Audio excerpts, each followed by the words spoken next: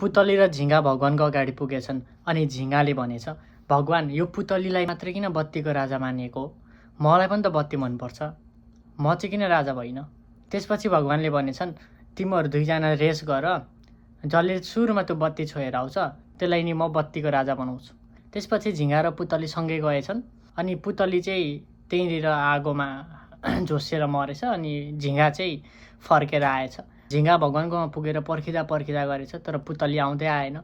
अनि झिँगाले भनेछ, भगवान पुतली त बत्ती छोएर आउँदै आएन, अब बत्तीको राजा त मै हुने परे। अनि भगवानले भनेछन्, उसलाई बत्ती मनपर्छ त्यसैले ऊ बत्तीमै समापित भयो, तिमीले त बत्ती छोएर मात्रै आयो, त्यसैले किन पुतली राजा भएको तिमीले उत्तर पाइसक्यौ होला। 25 जुलाई 1983 म्याग्दीमा जन्मिएका निर्मल पूर्जा सानैदेखि एकदमै हट्टाकट्टा थिए। उनलाई सानैदेखि किक बक्सिङमा एकदमै धेरै रुचि थियो, तर उनलाई पहाडतिर रुचि भने 2012मा आएको थियो, जब आर्मीको ट्रिपमा उनी माउन्ट एभरेस्टको बेस क्याम्प गएका थिए। उनी 2003 सालमा 18-19 वर्षको हुँदाखेरि ब्रिटिस आर्मी जोइन गरेका थिए। उनको 3 जना दाजु र बाबा पनि ब्रिटिस आर्मी नै हुनुहुन्थ्यो, त्यसैले उनलाई ब्रिटिस आर्मीप्रति एकदमै धेरै रुचि थियो अनि उनले ब्रिटिस आर्मी पनि जोइन गरे। छिट्टै उनको बढुवा भयो र 2009 सालमा उनी एसबिएसको अफिसर भए। एसबिएस यानि कि स्पेसल बोर्ड फोर्स, त्यो चाहिँ एकदमै धेरै रेस्पेक्टेड फोर्स पनि मानिन्छ र त्यहाँनिर पुग्न एकदमै धेरै कठिन हुन्छ।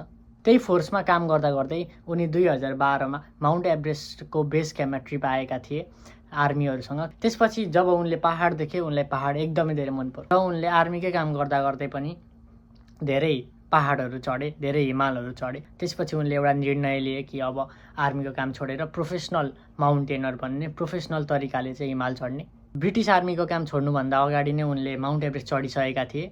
त्यति बेला उनी 34 वर्षका थिए। जागिर छोडेको 1 वर्षपछि उनले 14वटा टप हाइएस्ट पिक्सहरू 6 महिनामा चढे। पहिला यसको रेकर्ड थियो 14 वर्षको। 14 वर्षको रेकर्ड उनले 6 महिना 6 दिनमा तोडे। उनले यो 6 महिना 6 दिनमा तोड्छु भनेर सोचेका त थिएनन्, उनले 7 महिनामा चाहिँ सकिन्छ भनेर सोचेका थिए र मान्छेहरूले 7 महिना आमामा यो त इम्पोसिबल हो, यो त सकिँदैन, यो त हुँदैन भनेर भन्ने गर्थे। त्यसैले उनले यो प्रोजेक्टको नाम चाहिँ मिसन पोसिबल राखे र उनले 7 महिना पनि लगाएनन्, 6 महिना 6 दिनमै 14वटा हाइएस्ट पिक्सहरू चढेर देखाए। त्यसपछि उनले माउन्ट एभरेस्ट त कति 20-25 चोटि नै चढे, अक्सिजन बिनै, लाइक लिटरली अक्सिजन बिना। हामी एउटा सानो पहाड चढ्दाखेरि त हाम्रो सास फुल्छ, खुट्टा गल्छ होइन, उनी माउन्ट एभरेस्ट चढे विदाउट अक्सिजन। यो एउटा सामान्य मान्छेले गर्न सक्ने कुरा त मलाई लाग्दैन। 10 जनाको ग्रुप पाकिस्तानमा माउन्टेन चढ्न गएका थिए र ती पहाडमा गएका 10 जना मध्ये कोही पनि फर्केर आएन। Maybe they were the butterflies that loved the light so much that they dissolved in it.